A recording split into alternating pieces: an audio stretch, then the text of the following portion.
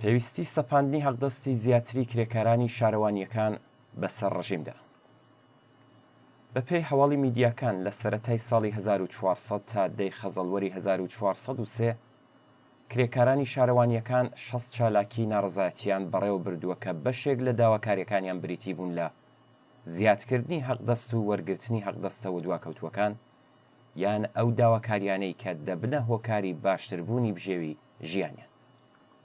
ئەلبەت ئەم کرێکارانە لە نیوەی دووهەمی دەی 1390 و بە تایبەتی لە مانگەکانی کۆتایی ساڵی 1399دا چەندین ناڕزایەتی بەرامبەر بە دواکەوتنی حەقدەستەکانیان بۆ ماوەی چەند مانگ و هەروەها نەدانی بیمەی دەستەبەری کۆمەڵایەتی بەڕێوە بردووە. بەڵام لە سەرەتای ساڵی 1400 و لە ماوەی 3 ساڵی ڕابردوودا هەم ناڕزایەتیەکان و هەم ژمارەیە و شارانەی کە کرێکارانی ناڕازیان هەیە زیادی کردووە. ئەم کرێکارانە کە ئەرکی پاراستنی فەزای سەوز و پاکردنەوەی شار و کۆکردنەوەی زبڵ و خاشاکیان لە ئەستۆیە لە کاتەکانی وەک بارانبارینی بەخوڕیشدا کە دەبێتە هۆی گیرانی شەقام و ڕێڕەوەکانی شار دەبێ وەک هێزی فریاگوزاری کار بکەن بۆ خاوێنکردنەوەی مەنهۆڵ و گیرانی ڕێڕەوی ئاوی شارەکان. ئەم کرێکارانە هێزی پەیمانکارین و بە گرێبەستی کاتی کار دەکەن. حەقدەستی بەشێک لەو کرێکارانە ڕاستەوخۆ لەلایەن شارەوانیەکانەوە دەدرێت و بۆ ژمارەیەکی دیکەشیان شارەوانیەکان بودجێک دەدەن بەو پەیمانکاری کە لایەنی گرێبەستەکانە و دەبێ حەقدەست و بیمەی دەستەبەری کۆمەڵایەتی ئەو کرێکارانە لەو بودجێ بدرێت. بەڵام زۆربەی پەیمانکارەکان شێوازی خەرجکردنی ئەم بودجێ پێشێل دەکەن و لە بری دابینکردنی حەقدەستی کرێکاران لە پێناو بەدەست هێنانی قازانج و لە دەرەوەی بەڵێنیەکانیان سەرمایەگوزاری دەکەن. گرنگترین کێشە و گرفتی زۆربەی کرێکارانی شارەوانیەکان هەروەک زۆر جار باسییان کردووە بریتیە لە گۆڕین و نەهێشتنی ئەو پەیمانکارە گەندەڵ و پێشێلکارانە چونکە پەیمانکاری نوێ ئامادە نییە بەڵێنی و ئەرکە بەجێ نەهێنراوەکانی پەیمانکاری پێش و قبول بکات و شارەوانیەکانیش ئامادە نین حەقدەست و داواکاریە نەدراوەکانی ئەم کرێکارانە دابین بکەن. ئەم کرێکارە ناڕازیانە لە ماوەی 3 ساڵی ڕابردوودا چەندین جار ڕاهەنگەیاندووە کە شارەوانیەکان کە لە ڕاستیدا بە خاوەنکاری سەرەکیدا دەنرێن بە پێی یاسا پێویستە بەرپرسیارەتی حەقدەستە نەدراوەکان قبول بکەن.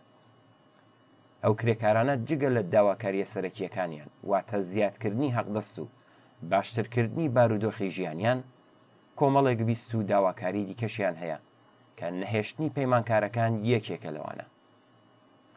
زۆرێک لە کرێکارانی شارەوانیەکان بە توندی لە پەیمانکارەکان ناڕازین و خوازیاری دوورخستنەوەیان و بەستنی گرێبەستی ڕاستەوخۆ لەگەڵ خاوەنکاری سەرەکی و دابینکردنی ئەمنیەتی پیشەی خۆیانە. چونکە پەیمانکارەکان جگە لەوەی کە بەشێک لە حەقدەستی کرێکارەکان دەدزن یارمەتیەکانیشیان بە تەواوی پێنادن. شارەوانیەکان بەو داهاتە زۆر و زەوەندەیان یەکێکن لە گەندەڵترین ئۆرگانە جێبەجێکارەکانی کۆماری ئیسلامی. ئەم گەندەڵیە ڕۆڵی سەرەکی هەیە لە دیاریکردنی پەیمانکارەکان و یان گواستنەوەیان. بەڵام گەندەڵی لە بواری دانانی پەیمانکارەکان بچووکترین بواری گەندەڵیە لە شارەوانیەکاندا.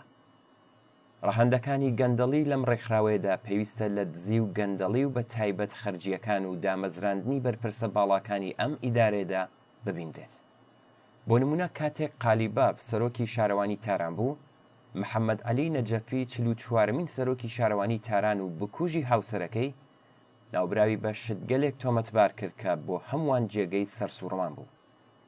نەجەفی بە فەرمی محەممەد باقر قالیبافی بە کۆمەڵە گەندەڵی هەر لە خراپ بەکارهێنانی داراییەوە بگرە تا پێشێلکاری وەک گرێبەستە ساختە ملیار دۆلاریەکان و سەرمایە گوزاریە جێگەی پرسیارە داراییەکانی سندوقی خانەنشینی فەرمانبەرانی شارەوانی لە پرۆژە گوماناویەکاندا و دامەزراندنی بە کۆمەڵی 13,000 کەس لە سەروبەندی هەڵبژارنەکان و هەروەها بەخشینی 670 مڵک بە کەس و دامەزراوەکان و خەرجکردن و بە فیرۆدانی ملیاردها دلار لە مزگەوت و گروپە ئاینیەکاندا تۆمەتبار کرد. ئەلبەتە دز و گەندەڵکارانی وەک خودی قالیباف ئەگەر سەرکوتگەر و ئەشکەنجەگەرێکی بێبەزەیی و شتێکی لەو چەشنە بوو بێتن تەنانەت پلەپایەشیان بەرزکراوەتەوە. بەڵام هاوشێوەی ناوەندەکانی دیکە ئەوە کرێکارانی شارەوانیەکانن کە بە دەستبوونی گەندەڵی لە ڕاددەبەدەر لە شارەوانیەکاندا دەناڵێنن و زیان دەبینن کە نەدانی هەقدەستەکانیان تەنیا یەکێکە لەوانە و ئەڵبەتە گرنگترینیانە. جگە لە دزی و تاڵان و بڕە و خرجکردنی بودجەیەکی یەکجار زۆر بۆ مەراسمە ئاینیەکانی وەک ڕێپێوانی گروپەکان بۆ شارە ئاینیەکانی عێراق یەکێکە لەو نمونانەی کە بودجەیەکی زۆر بە فیڕۆ دەدات. لێنانی خواردنی نەزری و دابینکردنی هەزینەی مزگەوت و گروپە ئاینیەکانیش خەرجێکی زۆر دەخاتە سەر بودجەی شارەوانیەکان. هەموو ئەمانە کە بەکردەوە لە گیرفانی کرێکاران دەدرێت بەرپرسانی پەیوەندیدار لە کاربەدەستانی سەرەوە نزیکتر دەکەنەوە. سەرەڕای ئەو هەموو دزی و بە تایبەتی خەرجیە زۆر و زەوەندانە، بەڵام هێشتا بودجەی پێویست هەیە بۆ زیادکردنی هەقدەست و پێدانی هەقدەستەوە دواکەوتوەکانی کرێکارانی کەرتە جیاوازەکان کە دەبێت بە زۆری خەبات و تێکۆشان لە دەسەڵات وەربگیرێت. هەروەک ئاماژەی پێکرا کرێکارانی شارەوانیەکان لە چەند ساڵی ڕابردوودا گەلێک ناڕزایەتی بەربڵاویان بەڕێوە بردووە، بەڵام لە ئاکامی سەرجەم ئەو خەبات و ناڕزایەتیانەدا نەک هەر هیچ دەستکەوتێکیان بەدەست نەهێناوە، بەڵکو لە هەندێک حاڵەتدا هەڵسوراوانیان لەگەڵ گرتن و دەرکردن و جەریمەش بەرەوڕوو بوونەتەوە. بێگومان بەرەو پێشچوونی بە شوێنەی پرۆسەی خۆڕێخستن و پرش و بڵاوی یەکێکە لە خاڵە لاوازە هەرە گرنگەکانی خەباتی کرێکاری کە ئەمە لە نێو کرێکارانی شارەوانیەکاندا گەلێک بەرچاوترە. هۆکارەکەشی ئەوەیە کە پیشەی ئەو کرێکارانە زۆر پرش و بڵاوە.